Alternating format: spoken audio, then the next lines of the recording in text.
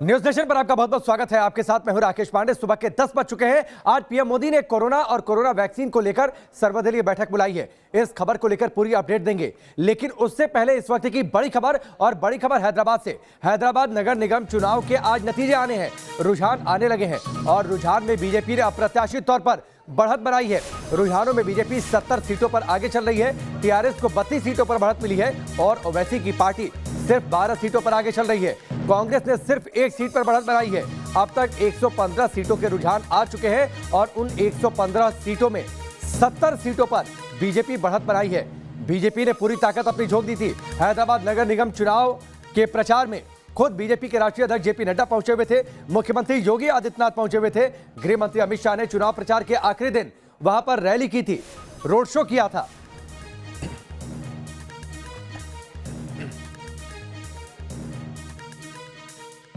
यासिर हमारे साथ जुड़ चुके हैं फोन लाइन पर, सीधे उनका रुख करते हैं। यासिर, बीजेपी ने जिस तरीके से पूरी ताकत झोंकी थी, नतीजे, रुझान हम कह सकते हैं जो अभी आ रहे हैं, वो बीजेपी की उम्मीदों के मुताबिक?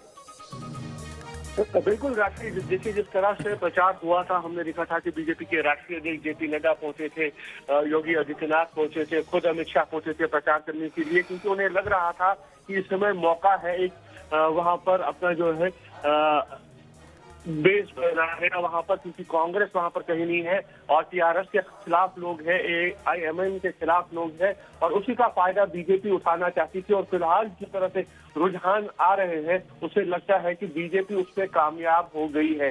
हालांकि अभी रुझान है, अभी बदल सकती है तस्वीर, लेकिन जिस तरह की उम्मीद थी बीजेपी को एक वोट शेयर बढ़ जाएगा, सीटें बढ़ जाएगी, फिलहाल उसमें जो है कामयाब दिखाई दे रही है बीजेपी।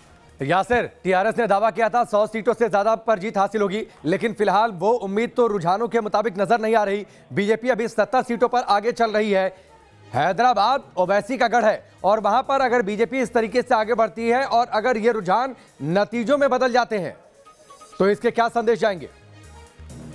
देखिए बिल्कुल, जिस तरह से लगातार ये अंदाजा लगाया जा रहा था कि इस समय लोग जो है टीआरएस के खिलाफ है, ओवैसी के खिलाफ है, तो साफ हो रहा है कि कहीं ना कहीं जिस तरह से रुझान आ रहे हैं कि बदलाव चाहते थे लोग। और बीजेपी ने जो नारा भी लगाया था वो भी यही था, चेंज फॉर हैदराबाद।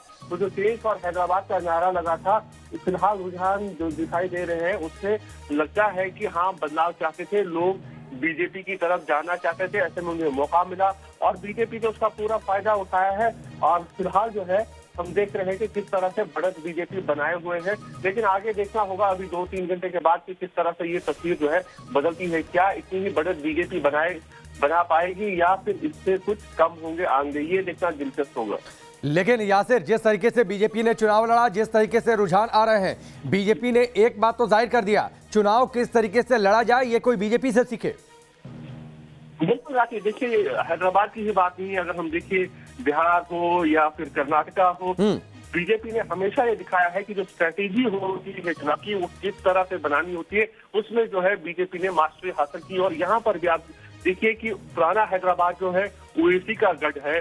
अगर हम ग्रेटर हैदराबाद की बात करें तो टीआरएस का गढ़ है। उनके गढ़ में उनको हराना कोई आसान बात नहीं है। और लेकिन बीजेपी ने जिस तरह से प्रचार किया, स्ट्रेटेजी बनाई, तो दिखाया कि वो कहीं पर भी चुनाव लड़ने जा सकती है और चुनाव लड़कर जीत भी दर्ज करा सकती है। ठीक है यासिर, चलिए हम आपसे बातचीत करते रहेंगे। ये बड़ी खबर है हैदराबाद से। हैदराबाद नगर निगम देश के बड़े नगर निगमों में से एक माना जाता है। 150 डिवीजन में ये चुनाव हो रहे थे। 115 सीटों के रुझान आ चुके हैं। 115 सीटों में से 70 पर बीजेपी आगे चल रही है। हैदराबाद जो कि ओवैसी का गढ़ है, और वहां पर अगर बीजेपी सेंधमारी कर सकने की स्थिति में आ रही है, तो यह निश्चित तौर पर एक बड़ा संदेश देश की सियासत के लिए भी और राजनीति के लिए भी। चलिए आगे बढ़ते हैं, बातचीत करते हैं। आज पीएम मोदी सर्वदलीय बैठक करने वाले हैं। कोरोना और वैक्सीन को लेकर अलग अलग दलों से चर्चा होगी।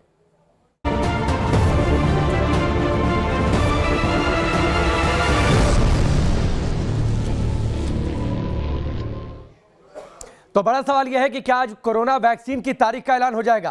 कोरोना वैक्सीन पर आज पीएम मोदी ने सर्वदलीय बैठक बुलाई है। हेल्थ सेक्रेटरी इस बैठक के दौरान मौजूद रहेंगे, कोरोना वैक्सीन पर प्रेजेंटेशन देंगे तमाम दलों के सामने। पीएम मोदी की अध्यक्षता में यह सर्वदलीय बैठक होने वाली है। सभी दलों के नेता वीडियो कॉन्फ्रेंसिंग के जरिए जुड़ेंगे। पीएम मोदी वैक्सीन की तैयारियों के बारे में बात कर सकते हैं। बैठक में वैक्सीन की तारीख के बारे में भी चर्चा हो सकती है कि आखिरकार क्या वो संभावित तारीख हो सकती है जब कोरोना वैक्सीन का ऐलान कर दिया जाए इमरजेंसी अप्रूवल के जरिए। कल एम्स दिल्ली के डायरेक्टर डॉक्टर रणदीप गुलेरिया ने कहा था कि इस महीने के आखिर तक, यानी मान लीजिए कोरोना वैक्सीन का फैसला आपसे बहुत ज्यादा रहने गया है, 2 हफ्ते के बाद हो सकता है ये तारीख आ जाए कि आखिरकार कोरोना वैक्सीन कब आ सकती है इमरजेंसी अप्रूवल के जरिए और वैक्सीनेशन कब शुरू किया जा सकता है। 5 तस्वीरें। दिल्ली में तैयारी कैसी है? लखनऊ में कोल्ड स्टोरेज तैयार है, वैक्सीन पर मंथन आज होने वाला है, 2 हफ्ते बाद वैक्सीन का ऐलान हो सकता है और मानिए कि नए साल की शुरुआत में आपको वैक्सीन की सौगात भी मिल सकती है। लगातार प्रधानमंत्री मोदी 3 शहर में पहुंचे थे, अहमदाबाद, हैदराबाद और पुणे पहुंचे हुए थे। वहां पर उन्होंने वैज्ञानिकों से मुलाकात की थी, लैब का जायजा लिया था, कोरोना वैक्सीन के निर्माण की प्रक्रिया को देखा था, उसके साथ ही उसकी तैयारियों के बारे में भी चर्चा की थी। आज अलग अलग दलों के साथ बैठक होने वाली है।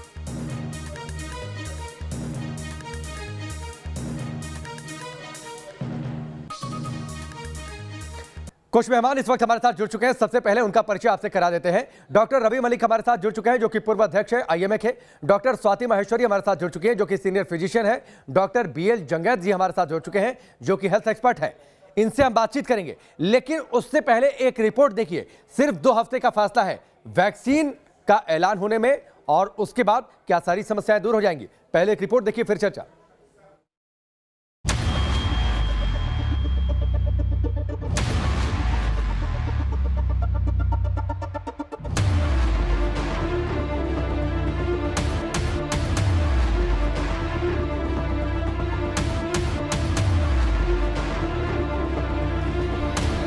So this is great news that one vaccine finally has been approved.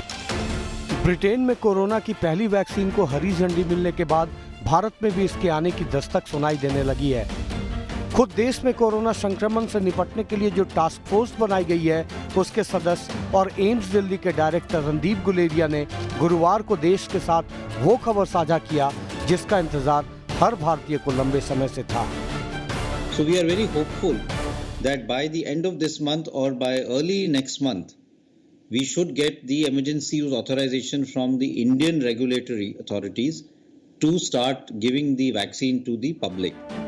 Bharat में एक तरफ वैक्सीन को लेकर उम्मीद की किरण दिख रही है, तो सरकार भी आम लोगों तक वैक्सीन पहुंचाने का फुल प्रूफ प्लान तैयार करने में जुटी हुई है। आम लोगों तक कोरोना की वैक्सीन पहुंचाने के लिए सरकार कितनी गंभीर है, इसका अंदाजा इसी बात से लगाया जा सकता है कि केंद्र सरकार ने आज वैक्सीन पर सर्वदलीय बैठक बुलाई है, तो इस बैठक की अध्यक्षता खुद प्रधानमंत्री नरेंद्र मोदी करने वाले हैं। उम्मीद की जा रही है कि कोरोना वैक्सीन को लेकर सरकार कोई गुड न्यूज दे सकती है।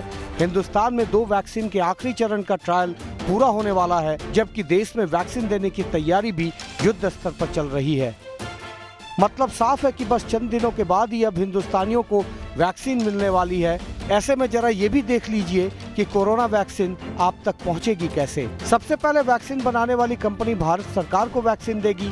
इसके लिए तैयारी पूरी हो चुकी है। यहाँ से वैक्सीन राज्यों के मुख्यालय में जाएगी, वहाँ तैयारी चल रही है। राज्यों से जिलों में वैक्सीन जाएगी, वहाँ भी तैयारी है। जिलों से ब्लॉक्स तक वैक्सीन ले जाने की तैयारी अभी चल रही है और फिर वहाँ से लोगों तक वैक्सीन पहुँचेगी। इसमें सबसे पहला चरण भारत सरकार तक वैक्सीन पहुँचाने का है, जिसकी तैयारी पूरी हो चुकी है।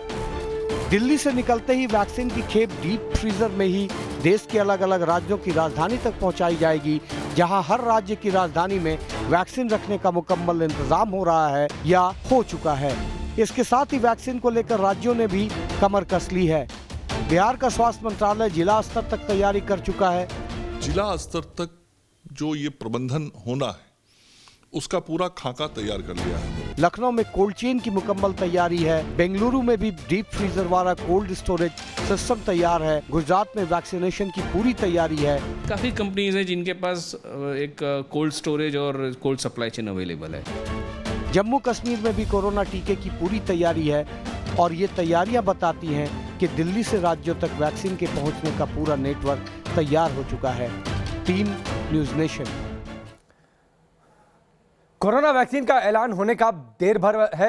अलग अलग राज्यों ने अपने अपने हिसाब से तैयारियां की हैं ताकि जैसे कोरोना वैक्सीन आ जाए वैक्सीनेशन कैसे शुरू कर दिया जाए। तमाम मेहमान इस वक्त हमारे साथ जुड़े हुए हैं। हमारे साथ रविकांत हमारे सहयोगी भी जुड़े हैं। सबसे पहले रविकांत का रुख कर लेते हैं। रविकांत, आज पीएम मोदी की बैठक है, सर्वदलीय बैठक है, उसमें एक प्रेजेंटेशन भी दिया जाएगा हेल्थ सेक्रेटरी के द्वारा।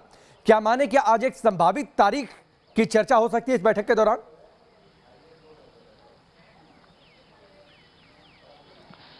देखिए राकेश, हमको ये ख्याल रखना होगा कि पूरे पैंडेमिक के दौरान ये दूसरी बार सरकार ने ऑल पार्टी मीटिंग बुलाई है। पहली ऑल पार्टी मीटिंग तब बुलाई थी जब सरकार ने लॉकडाउन लगाया था।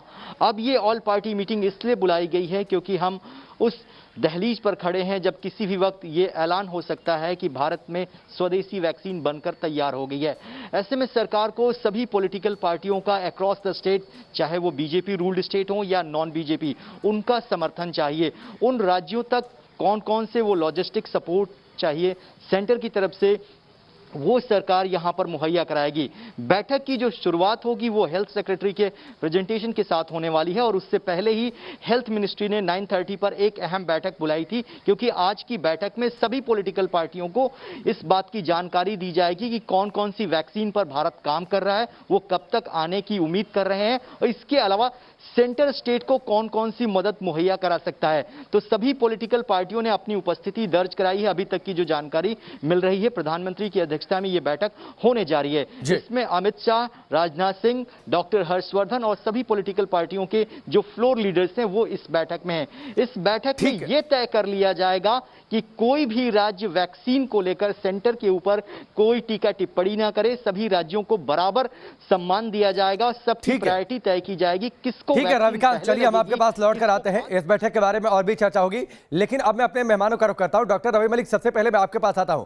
कल जिस तरीके से एम्स के डायरेक्टर ने यह बात कही थी कि 2 हफ्ते का फासला, यानी इस महीने के आखिर या जनवरी की शुरुआत में, तो यह मान लें कि जो नया साल होगा वो वैक्सीन वाला होगा, काफी हद तक परेशानियां दूर होनी शुरू हो जाएंगी। डेफिनेटली नया साल वैक्सीन वाला होगा, बल्कि नया साल के प्रथम मंथ में ही, पहले महीने में ही जो है वैक्सीन आ जानी चाहिए, जिस तरह से कि डेवलपमेंट चल रही है। लेकिन एक चीज मैं सावधानी जरूर बताना चाहूंगा वैक्सीन के साथ में। हम लोगों में जिस तरह से जोश है वो बड़ा अच्छा जोश है, बड़ी अच्छी खबर होगी, वैक्सीन आ गई। लेकिन एक चीज बता दूं कि इस वैक्सीन को सब जगह तक लगने में, हर्ड इम्यूनिटी को बनने में टाइम लगेगा। लोग कहीं ना कहीं अपनी प्रिकॉशंस का मोमेंटम भूलते जा रहे हैं और ये ना हो कि जैसे ही वैक्सीन आई हमारे हाथ में लोग प्रिकॉशंस लेना बंद कर दें। तो प्रिकॉशंस जो है वो जारी रहेंगी कम से कम 1 साल तक। मैं दोबारा बताना चाहूंगा, कम से कम 1 साल तक हमें प्रिकॉशंस लेनी पड़ेंगी जब तक 70% देशवासियों की हर्ड इम्यूनिटी डेवलप नहीं हो जाती, तब तक हम इसमें बिल्कुल कोताही नहीं बरत सकते। तो मैंने कहीं ना कहीं अपने पेशेंट के साथ भी, और क्योंकि मैं कोविड का अस्पताल भी चलाता हूं, तो मैंने ये देखा लोगों से बात करके कि बस जी अब तो वैक्सीन आ रही है, अब हमारा बिल्कुल वैक्सीन आने के बाद में भी मास्क से हमें छोड़ना नहीं है। वैक्सीन आने के बाद में भी हमारे को पूरी प्रिकॉशंस लेनी बड़ी जरूरी है और ये एक बड़ी अच्छी डेवलपमेंट है कि वैक्सीन आ रही है। और हमारे को केवल एक कंपनी नहीं, कम से कम 4-5 कंपनीज के साथ में, क्योंकि हमारा देश बहुत बड़ा है, 135 करोड़ की आबादी को वैक्सीन लगानी है और हो सकता है 2 डोजेस लगानी पड़े। ये भी बड़ी इंपॉर्टेंट चीज। अभी तक हम सोच रहे हैं कि 135 करोड़ ही वैक्सीन हमारे को उपलब्ध करवानी है, हो सकता है हमें 270 करोड़ वैक्सीन उपलब्ध करानी पड़े, क्योंकि अगर 4 हफ्ते के अंतराल पे दूसरी डोज देनी पड़ गई तो ठीक है, ये बात आपने बेहतर कही डॉक्टर रवि मलिक। मैं डॉक्टर स्वाति महेश्वरी का रुख कर लेता हूं। डॉक्टर स्वाति, जो बात डॉक्टर रवि ने कही, लोग इस बात का इंतजार कर रहे हैं कि वैक्सीन आ जाए, उसके बाद पाबंदियों से मुक्ति मिल जाएगी, मास्क हट जाएगा, सैनिटाइजर का उतना इस्तेमाल नहीं करना पड़ेगा, हम फिर से पुरानी तरीके से जिंदगी जीने लगेंगे। जबकि ये शायद समझना है कि एक तो वैक्सीन आएगी तो पहले जो फ्रंटलाइन वर्कर्स हैं उनको मिलेगी, आम लोगों तक पहुंचने में वक्त लगेगा, यानी कम से कम 1 साल तक तो शायद ये प्रिकॉशन बरतने पड़ेंगे, क्योंकि वैक्सीन दवा नहीं है। बिल्कुल ठीक कहा आपने, और जैसे अभी डॉक्टर मलिक सर ने भी बोला, बिल्कुल ठीक बोला है उन्होंने कि लोगों को ये बात समझना बहुत जरूरी है कि केवल वैक्सीन आने से हमें इतना खुश नहीं हो जाना है कि हम अपने मास्क भी उतार के फेंक दें, हम लोग मिलने जुलने भी लग जाए। नहीं, बिल्कुल ऐसा नहीं करना है। अभी ये वैक्सीन लोगों तक पहुंचने में वक्त लगेगा। जरूर बहुत बड़ी बात है कि आज 11 महीने के अंतराल पे हमारे हाथ में वैक्सीन है और मुझे लग रहा है कि देखिए प्रधानमंत्री जी भी जो अभी सर्वदलीय बैठक कर रहे हैं, उसमें सबसे जरूरी बात यह है कि अभी देश इमरजेंसी इमरजेंसी अप्रूवल्स दे रहे हैं वैक्सीन को, यानी कि हम वैक्सीन को एक जल्दी, क्योंकि ऐसी स्थिति में है इसलिए हमें वैक्सीन को अप्रूवल देना पड़ रहा है और इसके लिए शायद वो लोगों बाकी दलों से भी आम सहमति लेना चाहेंगे कि देश इतना बड़ा कदम उठाने जा रहा है कि हम इमरजेंसी अप्रूवल देंगे किसी वैक्सीन को। तो ये भी एक बहुत बड़ी बात है और आने वाले समय में अगर जैसे हम जनवरी में इस वैक्सीन को रोल आउट करते हैं और हमारे हेल्थ केयर वर्कर्स, हमारे बड़े बुजुर्ग, हमारे ऐसे लोग जो पहले से बीमारियों से पीड़ित है, अगर उनको वैक्सीन मिलनी शुरू हो जाएगी तो ये भी कहीं ना कहीं बहुत बड़ी लगाम लगाएगा। इस जो ये संक्रमण है इसकी जो फैलने की जो चेन है उसको रोकने में ये बहुत मदद करेगा। कोरोना वैक्सीन को लेकर इंतजार है और ये इंतजार अब अपने आखिरी चरण में है। आज पीएम मोदी सर्वदलीय बैठक कर रहे हैं, उसमें कोरोना वैक्सीन की संभावित तारीख पर भी चर्चा हो सकती है। तमाम मेहमान इस वक्त हमारे साथ जुड़े हैं, सीधे रुक करते हैं इस सेक्शन में। डॉक्टर बीएल जी, आपके पास मैं सीधे आता हूं। सबसे पहले कोरोना वैक्सीन की तारीख का इंतजार है, माना ये जा रहा है कि 2 सप्ताह बाद नए साल में कभी भी इस तारीख का ऐलान हो सकता है या कभी भी ये वैक्सीन आ सकती है, लेकिन अलग अलग वैक्सीन, अलग अलग डोज, काफी हद तक बहुत सारी बातें हैं जो अभी तय होनी बाकी हैं। बिल्कुल, देखिए अभी भी फेज 2 और फेज 3 भी ट्रायल चल रहा है हमारा और इसके लिए अभी टाइम लगेगा। तो मैं कह सकता हूँ कि फर्स्ट वीक और second week of our new year will be very good for us. और सेकंड ये है कि काफ़ी ऐसी चीज़ें हैं जो हमें जानने की ज़रूरी है, because vaccination is not only the treatment of that. Basically जो हमारा जो पर्पज है वो है कि इस इन्फेक्शन को प्रिवेंट करना, उसको रोकना। तो उसके लिए basically the best thing is that what we are taking care of now. जो हम अभी जो कम कर रहे हैं वो सबसे बेस्ट पार्ट है, न कि वैक्सीनेशन पार्ट, बिकॉज वैक्सीनेशन की भी एफिकेसी और उसका जो लॉन्ग टर्म इफेक्ट है देखना बड़ा ही अभी चैलेंजिंग रहेगा हमारे लिए, और किस तरह से वो आगे बढ़ते हैं और किस तरह से हमें जो है उसका इफेक्ट मिलता है, वो सारी बातें हमें करना वो जरूरी है। जैसे डॉक्टर मलिक ने बोला कि हमें सबसे पहले जो पार्ट था, फर्स्ट पार्ट हमारा ये है कि प्रिवेंशन वाला पार्ट वो हमें सबसे ज्यादा जरूरी है हमारे लिए, उसको हमें सबसे पहले रखना है। ठीक है डॉक्टर रवि मलिक, ये बात तो बहुत जरूरी है क्योंकि वैक्सीन दवा नहीं है, वैक्सीन बचाव का एक तरीका है, लिहाजा आपको बचाव के और भी सारे तरीके अमल में लाते रहने होंगे। और उसके साथ ही बहुत सारी बातें ऐसी हैं जो मुझे लगता है कि वैक्सीन का जब ऐलान हो तो उसके साथ स्पष्ट होंगी, मसलन डोज कितने लेने होंगे, क्या सावधानियां बरतनी होंगी, कितने डोज देने होंगे। बिल्कुल बिल्कुल, देखिए सबसे पहले जैसे कि मैंने बताया कि वैक्सीन जो है वो एक हमारे पास में वेपन है to fight against this pandemic. ये केवल एक वेपन है, इसको एक वेपन ही लेके चलना चाहिए। इसको हमारे को ये नहीं समझना चाहिए कि सिर्फ यही ब्रह्मास्त्र है और इसी से सब कुछ निपट जाएगा। जहां तक मास्क का तल्लक है, मैं आपको बताना चाहूंगा, मास्क केवल कोरोना को प्रिवेंट नहीं करता, ये फ्लू लाइक बीमारियों को, इवन ट्यूबरक्लोसिस को, फॉर दैट मैटर रेस्पिरेटरी सारी इंफेक्शंस की प्रिवेंशन करता है। मास्क जो है अभी तक हमारी जीवन शैली बनना चाहिए जब तक कि पूरी की पूरी ये हर्ड इम्यूनिटी डेवलप नहीं हो जाती। दूसरी चीज ये है कि प्रिवेंशन के साथ साथ हमें ये भी बड़ा खास ध्यान रखना है कि जितने हमारे वल्नरेबल ग्रुप्स हैं वो अपनी रेजिस्टेंस को बना के रखें। जैसे डायबिटिक्स है, अपनी शुगर को कंट्रोल करें, एस्थमाटिक्स है, अपनी अस्थमा को कंट्रोल करें। ठीक है डॉक्टर, अभी एक ब्रेक का वक्त हो गया है, आप सभी हमारे साथ बने रहिए। यहां पर रुकेंगे एक ब्रेक के लिए, बहुत जल्द वापस लौटते हैं।